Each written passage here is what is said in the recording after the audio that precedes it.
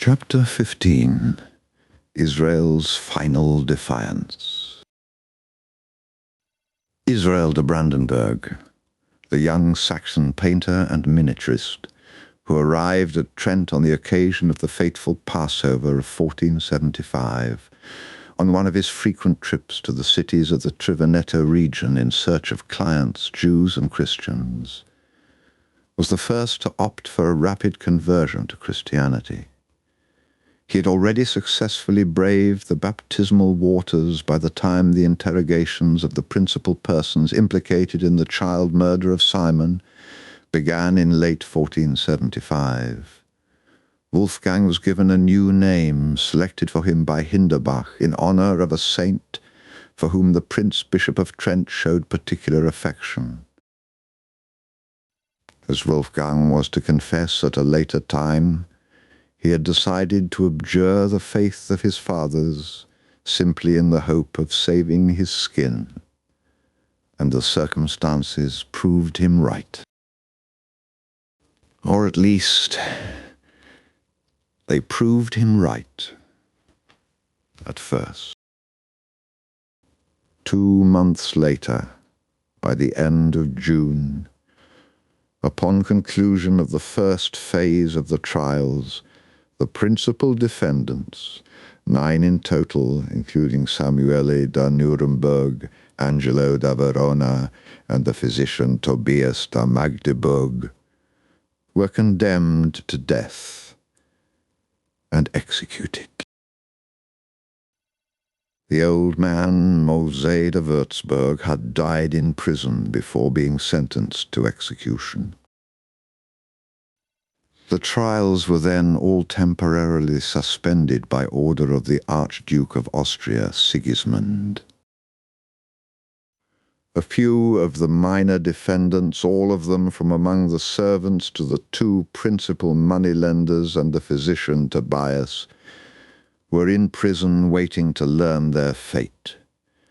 By contrast, the women of the small community were confined under house arrests in Samuele's house, kept under surveillance by the bishop's gendarmes. Giovanni Hinderbach had taken a liking to the young convert Israel Wolfgang, and had demonstrated his trust in him by admitting him freely to the castle, and allowing him to sit at table among his servants and courtiers. But his trust was not entirely disinterested. In the summer of 1475, Wolfgang, the convert painter, was in fact the only Christian in Trent who could read and understand Hebrew. This knowledge was indispensable to the young bishop, who, having confiscated the goods of the condemned, found himself in need of someone capable of deciphering the bank ledgers of the Jews drawn up, as was normally the case, in Hebrew. The value of the pledges and their ownership by the citizens of Trent, or foreigners, could only be determined by means of a correct interpretation of the entries appearing in those books. In early June, Hinderbach decided officially to entrust Israel Wolfgang with the paid task of supervising the restitution and redemption of the collateral amassed in the vaults of the Jewish banks. The Saxon painter's new workplace was now the money-lending shop formerly owned by the deceased Samuele da Nuremberg. Here the young Wolfgang spent a great part of his time working diligently and capably. But at the same time, Israel Wolfgang had simultaneously decided to use his conversion as a disguise, permitting him more easily to help the Jewish women confined under house arrest, facilitating their escape and expatriation. Of these his intentions he secretly informed his influential and powerful protector of these intentions, Salomone da Piove di Sacco, who had allowed Wolfgang to stay in his home as a guest, allowing him to meet his family and learn their secrets. the nearby city of Rovereto, located in the high valley of Lagarina, which belonged to the Republic of Venice, and was therefore outside Bishop Hinderbach's jurisdiction, had been selected as the general headquarters of the representatives of the Ashkenazi community of the Veneto region for the task of making every effort to obtain the release of those defendants still in prison in Trent and to invalidate the trials. Salomone Cusi, sent to Rovereto by Salomone da Piove, informed anyone who needed to know of Israel Wolfgang's full preparedness to bring about the prisoners' release, particularly the women, quickly and without attracting attention. Jacob of Brescia, Jacob di Bonaventura da Riva, and Cressone da Nuremberg, some of the more prominent exponents of the lobby gathered at Rovereto, were perfectly well aware of the dangerous mission which the bold young Saxon, camouflaged as a Christian, had voluntarily assumed. Jacob de Brescia was the brother of Risardo, accused of being one of the principal recipients of the blood originating from the Regensburg child murder. The moneylender did business at Gavado, in the Bresciano region, and, in testimony of his authority in 1467, Milanese officials referred to him as the Jew who is the head of the other Jews. For more than a decade, from 1475 to 1488, Jacob di Bonaventura da Riva was generally considered the most influential banker at Riva del Garda. Cressone Gerson was another highly prominent Ashkenazi Jew. A native of Nuremberg, he had reached Rovereto around 1460, but he had only received authorization from the Doge Niccolo Tron to bring his daughter and the family's movable capital from his native city in 1471. Starting in 1465, a patrician from Rovereto, Delfino Frizzi, had permitted him to live in his palace and to become associated with the Adige River navigation business. In his spare time, Cressone de Nuremberg also worked successfully in the money trade, an activity which often took him to the principal centers of the zone between Riva del Garda. In the summer of 1475, the air at Trent was charged with tension. The minds of both Jews and Christians were filled with uncertainty about the fate of the defendants still in prison, as well as concern for the executed defendants' wives and children. Israel Wolfgang and his diligent collaborators were concerned with the total confiscation of all the defendants' property, the redemption of the collateral deposited in their shops, the reimbursement of all sums borrowed, promptly convoyed in Hinderbach's strongboxes. In the meantime, as we have seen, the Dominican Battista de Giudice, Bishop of Ventimiglia, the Pope's delegate commissioner, moved from Rome to Trent to shed light on Simon's murder and to search for errors by the Prince-Bishop, suspected of having deliberately manipulating the trials towards the resulting conclusion. Before Pope Sixtus IV, Salomone da Piove insistently supported the sending of this commissioner to save those defendants still in prison and to muffle the undesirable scandal threatening to overwhelm the other German Jewish communities of northern Italy, jeopardizing delicate interests and laboriously captured positions, while irremediably upsetting the political hinterland which had made these interests possible. In August 1475, on the road to Trent, the commissioner of the judges was crossing the Veneto with a small retinue of functionaries and collaborators. It seems that they were accompanied by 3 Jews, who joined them traveling from the region of Padua. Two of these are easily identifiable as Salomone da Piove and Salomone Fürstungar. Perhaps the third was Risardo da Regensburg's brother, Jacob da Brescia, returning from Rovereto. Fürstungar, the unscrupulous wheeler-dealer and expert intriguer with 1,000 resources and influential and multifarious contacts, was probably identical with one of the most prominent figures in German Jewry, transplanted to the Veneto region. This person was Salomone da Campo Sampier, who, together with Salomone da Piove, a friend and colleague, maintained despotic control over the money trade at Padua and the district. Battista de Giudici entered Trent in the early part of the month of September, taking up quarters at the Albergo alla Rosa in the Via delle Osterie Grandi, from which the wharf of Buonconsiglio was quite visible.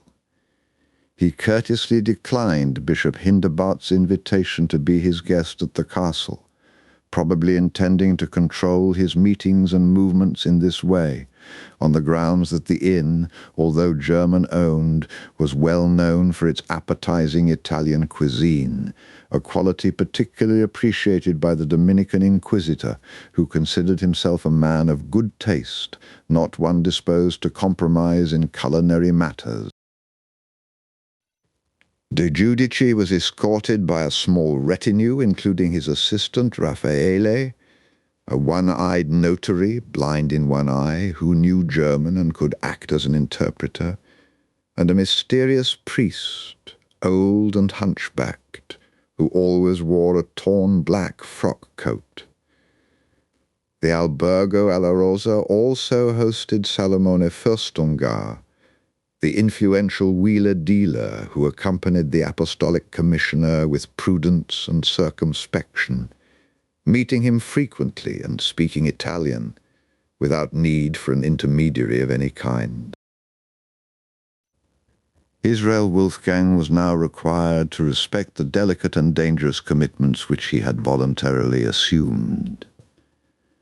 The young Saxon had been duly warned of De Giudici's arrival by Salomone da Piove, and knew that Fürstungar would contact him, Wolfgang, immediately.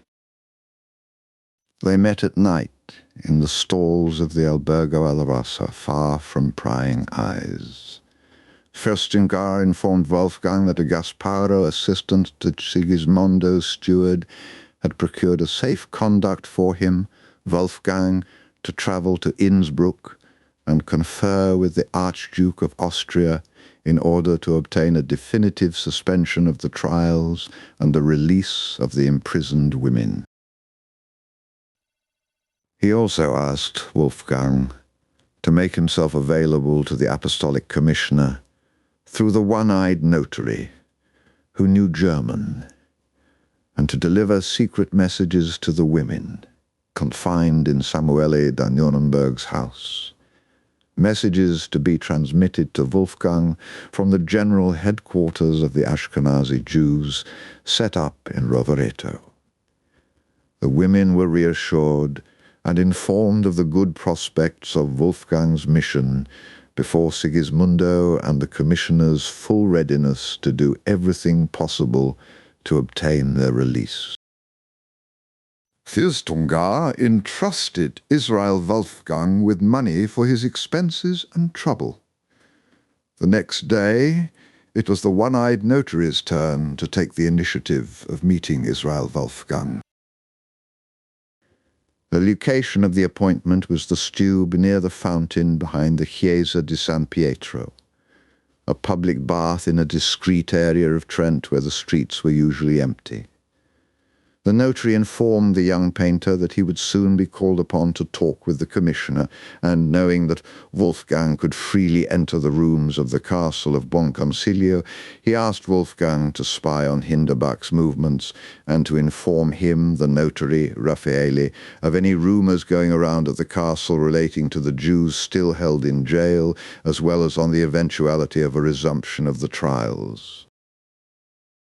For his part, Israel Wolfgang warned the one-eyed notary that he intended to continue to avoid the Jews so as not to awaken suspicion, informing him in the meantime of what he had succeeded in gleaning from the information floating around.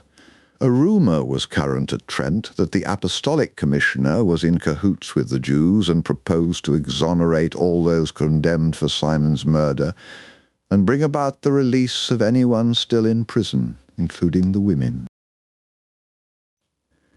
In this regard, Israel Wolfgang knew that Hinderbach was not at all prepared to permit Battista de Giudici to meet the women for the purpose of interrogating them, and therefore expressed his intention to remove them from house arrest in Samueli's dwelling and throw them in prison, in separate cells.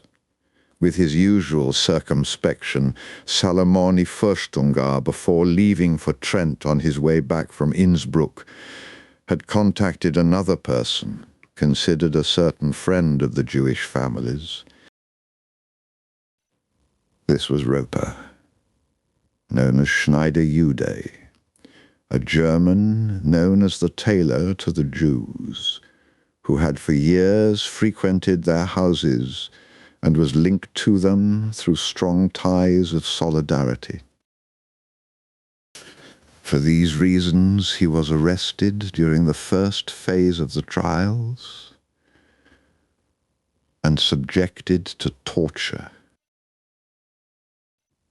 But he confessed nothing, obviously because he knew nothing. He had finally been released and remained a friend to the Jews, although with justifiable caution. We must not, therefore, be surprised that Schneider decided to go to Rovereto to meet the representatives of the Ashkenazi Jews, offering them his assistance. During the meeting, he was informed by Salomone Cusi, Salomone da Piove's delegate, and Cressone da Rovereto of Fürstungar's planned mission before the Archduke Sigismondo. Now Fürstungar now assigned Schneider directly with the same tasks as Israel Wolfgang, i.e., first of all, that of keeping contact with the women and bringing them letters and information. Israel Wolfgang and Roper Schneider had become the Jewish women's messenger boys, their only precious source of information, the only chink onto external reality. But they had to be careful to avoid discovery. The bishop's soldiers, in fact, occupied Samueli's house, in which the women were confined, guarding the external door. The Saxon painter could easily enter the house, since it contained some of the late banker's collateral. But if he was caught talking to the women, he would arouse the gendarmes' justifiable suspicions. The solution was to communicate orally, in the courtyard located at the rear of the house, where the women faced a small balcony overlooking the stall. Any letters sent to them, as well as any letters written in response, by contrast, were exchanged through a chink dug in the surrounding wall. Sarah, Maestro Tobias's widow, and with her Bella and Anna, were informed by Israel Wolfgang of the commissioner's favorable attitude towards them, as well as his plans to liberate them and the hopes linked to Fürstungar's ambassadorship at Innsbruck. In the letters sent from Rovereto and written in Hebrew, Fürstungar himself, with Jacob of Arco and Cressoni, asked the women for detailed information about the conditions of their imprisonment and any coercive methods employed by Hinderbach to make them confess. For his part, Israel Wolfgang was now fully committed, working diligently and enthusiastically in the desperate attempt to free Sarah and the other prisoners. The intrepid Saxon painter was thus compelled, despite himself, to neglect the graces of his mistress Ursula Oberdorfer, a prosperous local beauty with whom he was accustomed to entertain himself concealed at Angelo's tavern in the San Pietro district. To seal his love, Israel had recently given the young lady, who was of course a Christian, a precious silver ring with a valuable stone, obviously taken from Samuele's pledges, which he was supposed to safeguard. The same apostolic commissioner convened Israel Wolfgang to his room in the inn, in the wee small hours of the morning, under maximum secrecy. All of De Giudice's collaborators were there. Raffaele, the secretary responsible for drawing up the minutes, the one-eyed notary who knew German and who acted as a translator, and the hunchbacked priest in a black cassock. Invited under oath to set forth his version of the facts, the young Jew, now nominally a Christian, told of the horrible tortures to which the accused, all innocent, had been subjected during trial, for the purpose of extorting their confessions. Hinderbach and his jailers were accused of orchestrating a colossal injustice accompanied by ignoble machinations, all for profit. The Jews of Trent were said to be the mere victims of a pitiless theorem, an indicative conditional. If A, then B, intended to demonstrate their guilt at all costs. Israel Wolfgang was later to admit that he lied to the commissioner in his effort to be of some assistance to the poor women who were still in prison. Interrupting the painter's domesticated reports, the one-eyed notary asked him whether he could do something to help the women escape from their involuntary abode. The response was in the negative. Gendarmes were everywhere and were determined to be effective guards, subjecting Sarah and her companions in misfortune to strict supervision. As early as late September, Solomon Fustunga returned to Trent, disillusioned by his meeting with Sigismundo at Innsbruck. The Archduke had in fact refused to intervene to free the prisoners, and was persuaded that the trials should resume for the purpose of arriving at a final determination of the defendant's guilt or innocence. The path was now free for Hinderbach, who had probably exerted pressure on Sigismundo to obtain a decision of this kind.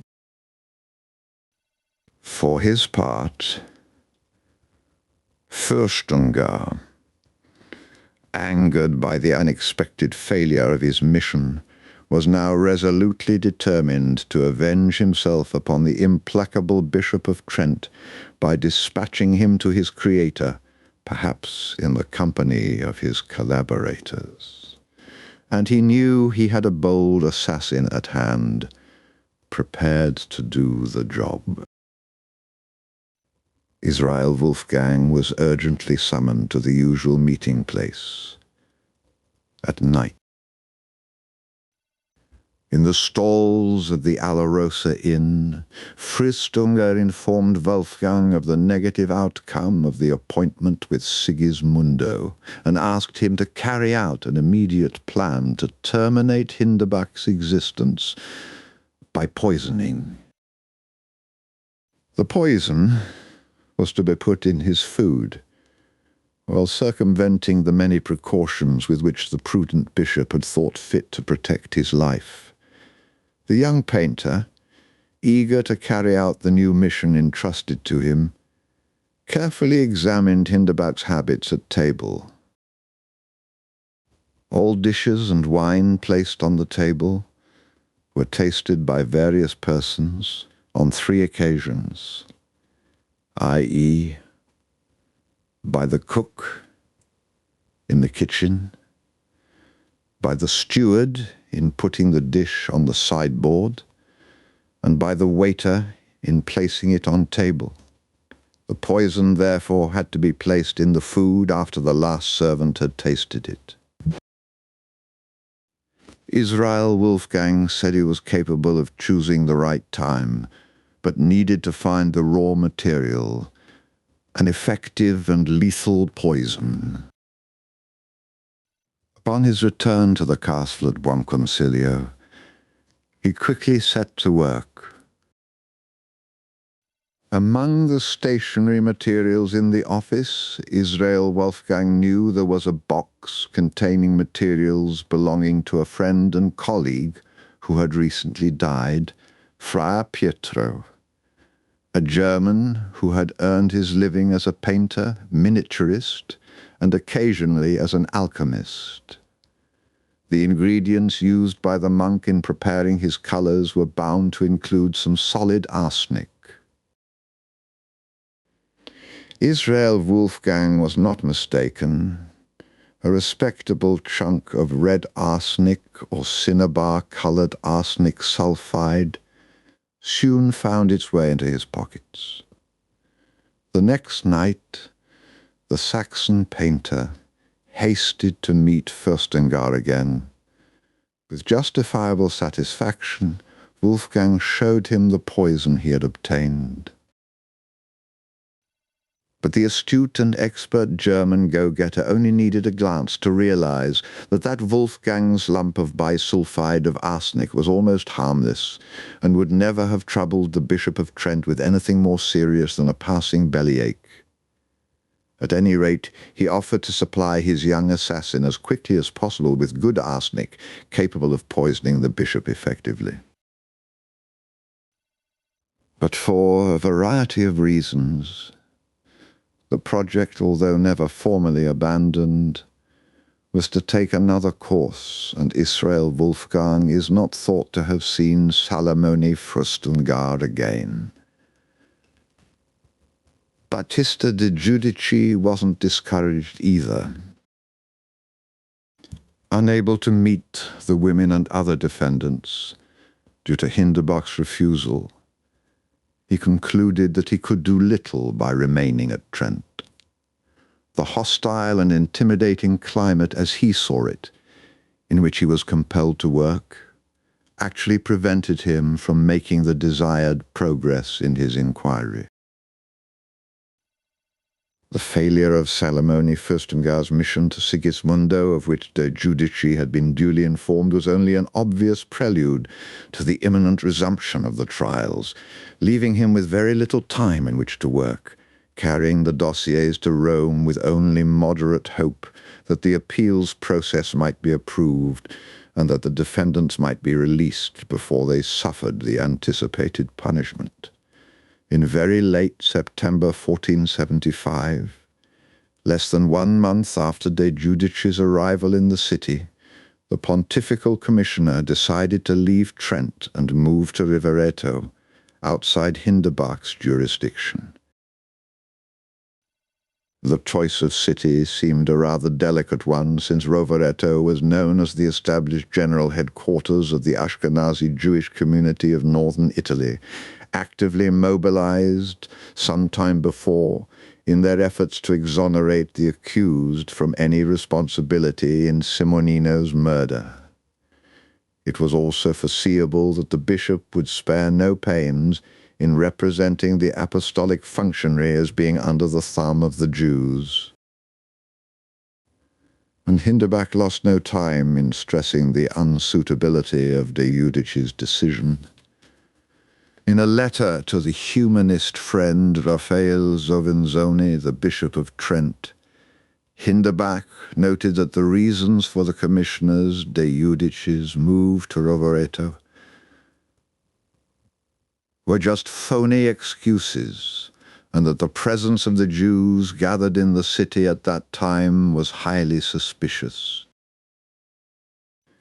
Before leaving Trent, Commissioner de Giudici sent his one-eyed notary to Israel Wolfgang to inform him, Wolfgang, of his de Judicis intentions and later availability. De Judici, who intended to leave for Rome as quickly as possible to confer with the Pope and try to get him to stop the trials, is said to have warned the Saxon convert just in time for Wolfgang to reach Rovereto. In fact, the commissioner wished to take Wolfgang with him to see Sixtus IV, considering Wolfgang's testimony of fundamental importance. At Rome, Israel, Wolfgang is also thought to have been assisted financially, as usual, by Fürstungar. In the meantime, Wolfgang was to maintain his contacts with the commissioner and keep him informed of everything going on at Bon Consiglio, sending regular epistolary reports to his protector, Salomone da Piove, who was well able to make best use of them. But the most important recommendation was that Salomone should do everything in his power to enable the women to escape from their enforced confinement in Samuele's home. With the departure from Trent of Fürstungar, who continued cautiously and with circumspection to watch de Judici and his retinue in their every move, Israel Wolfgang became the only Jew, although formally converted, left in the city, able to render any assistance to the women and other detainees. He was perfectly aware of the delicate nature of this role. Although he was able to leave Trent without impediment, reaching liberty on other, safer shores, the young painter from Brandenburg was not prepared to abandon the dangerous mission which he had voluntarily assumed. He was certainly not lacking in either courage or recklessness. He is believed to have remained at Trent, engaged in his desperate attempt to save the women defendants at the risk of his life, to the bitter end. Immediately upon his arrival at Rovereto, the apostolic commissioner ordered the Bishop of Trent to free the prisoners without delay, particularly the women and children, and he prohibited subjecting them to torture. At the same time, the Jews presented Battista de Giudice with an appeal disputing the validity of the trials, signed by Jacob da Riva and Jacob da Brescia.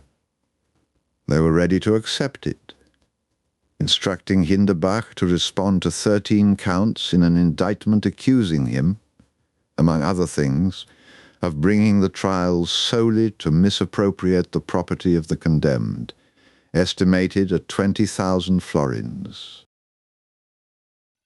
The efforts expended to cause problems for the inquisitorial machinery set up at Trent enjoyed an initial success on 12 October 1475, when Sixtus IV himself, at the request of the Jews gathered at Rovereto, instructed Hinderbach to release the incarcerated women and children, said to be confined in precariously unhealthy conditions, and whom Sixtus believed to be innocent.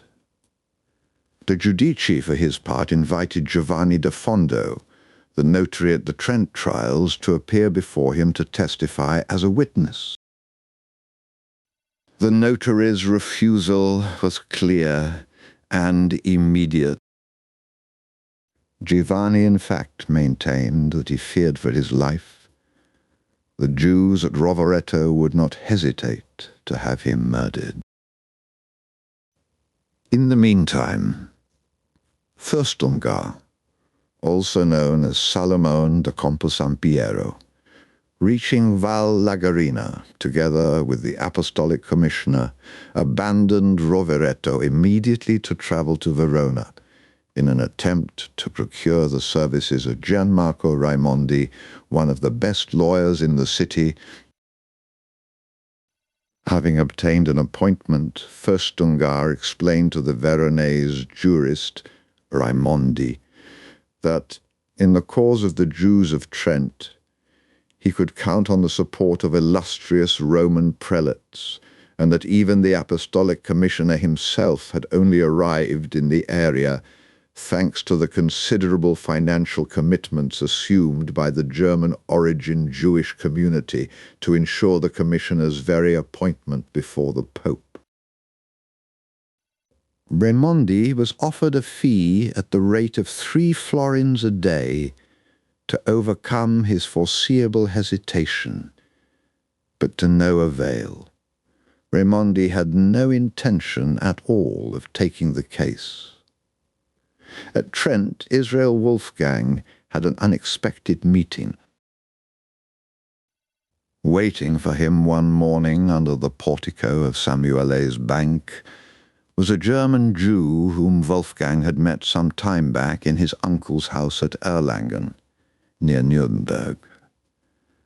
The German Jew told him that he too had converted to Christianity, taking the Christian name of Giovanni Pietro by baptismal deed, registered at Mantua, but that he had remained faithful in one way or another to the faith of his fathers. To allay suspicion, he told people that he had been moved to visit Trent by the miracles of little Simon, but had in reality been sent by the general headquarters of the German Jews at Rovereto to make contact with Israel Wolfgang. In particular, he had been instructed on his mission in Trent by no less a personage than the usual Salomone da Piove, and with him Aron da Castelnoveto. The latter was to be tried and condemned in 1488 for contempt of the Christian religion, together with the other heads of the Ashkenazi community of the Duchy of Milan. The Mantuan convert known as Giovanni Pietro asked Israel Wolfgang to place him in contact with the women detainees and to obtain useful information from them. He moreover wished to obtain first-hand news about the goings-on at Buonconsiglio. Promptly satisfied, he, Giovanni Pietro, was successful in meeting secretly with Brunetta, Samuel of Nuremberg's obstinate widow, and asked her whether she and the other prisoners had been subjected to torture despite the intimations of the commissioner and the Pope. But there was not much time left, not even to organize one last desperate attempt to arrange for the women's escape and conveyance to safety. The meeting between Israel Wolfgang and Giovanni Pietro de Mantova, the German Jew from Erlangen, was held on 18 October. 2 days later, the Trent trials were officially reopened on Hinderbach's initiative with the explicit consent of the court at Innsbruck. 1 week after that, Israel Wolfgang was already in trouble.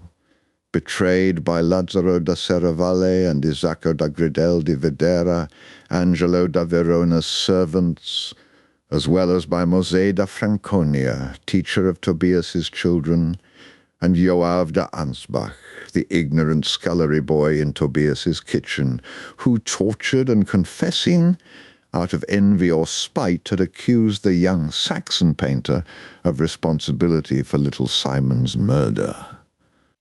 Israel Wolfgang was arrested on 26 October while dining at the castle, calmly and with a good appetite, with the bishop's officials and courtiers, immediately transferred to the prisons of the Buonconsiglio. He was subjected to an exuberant dose of torture to induce him to say whatever he knew or imagined. The other defendants were condemned and publicly executed between 1 December 1475 and 15 January of the following year. At the foot of the scaffold, Mosè of Franconia and the coarse Joab both converted to the faith in Christ in the hope of alleviating their own suffering.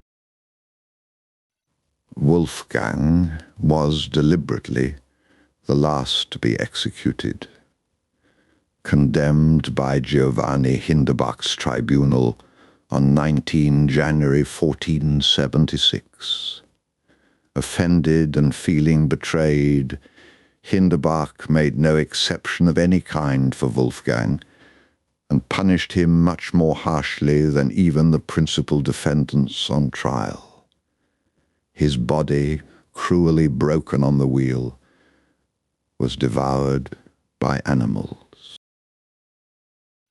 The young Saxon painter and miniaturist, who said that he was less than 25 years old, although he looked at least 29, faced martyrdom without batting an eye, dying a death which, both in his eyes and from the point of view of that German Judaism to which he belonged, he had been taught to court, to sanctify the name of God, Al-Kiddush Hashem.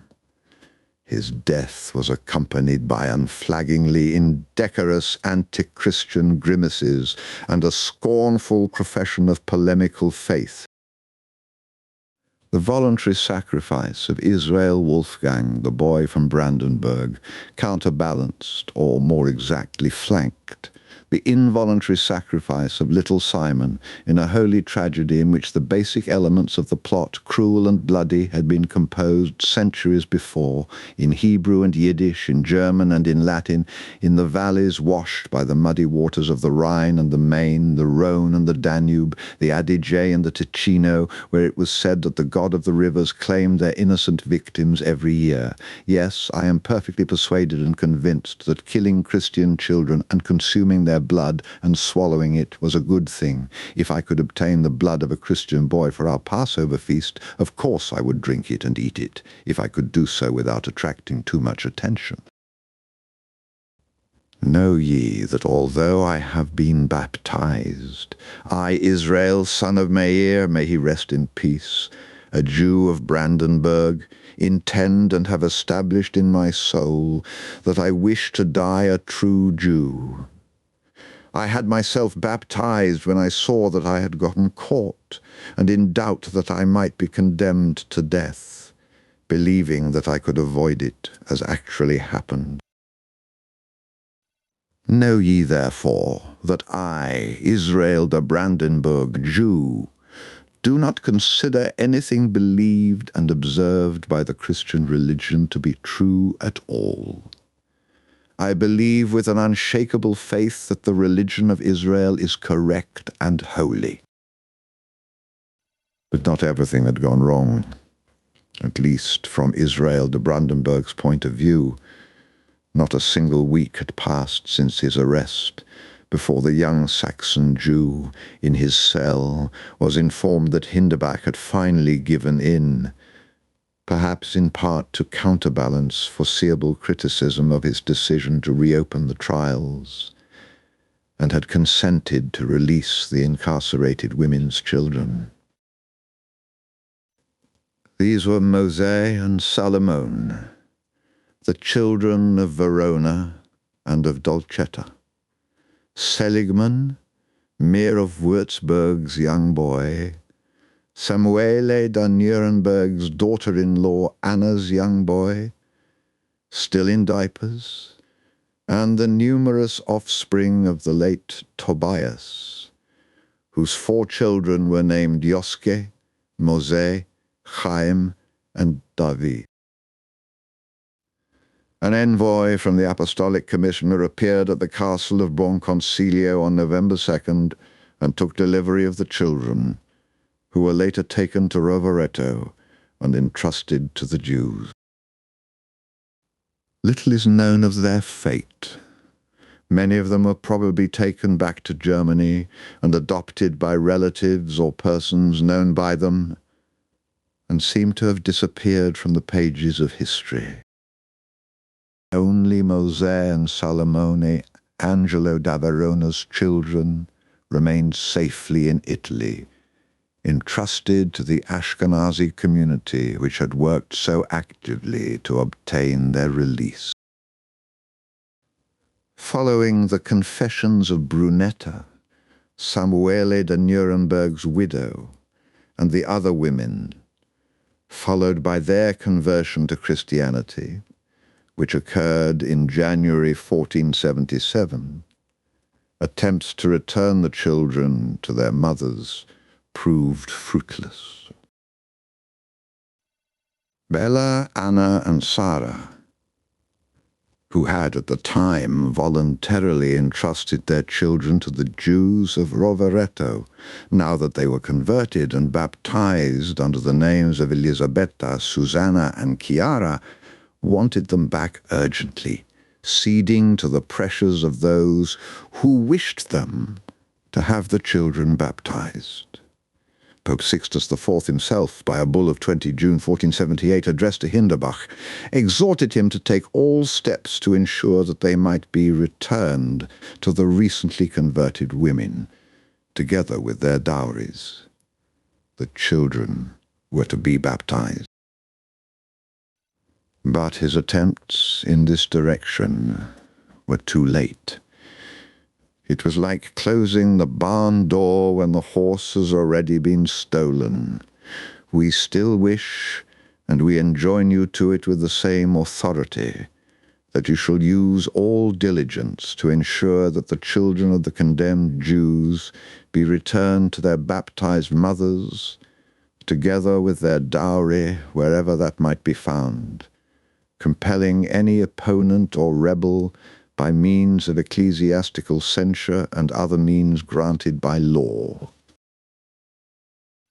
But the last scene of the drama was yet to be enacted.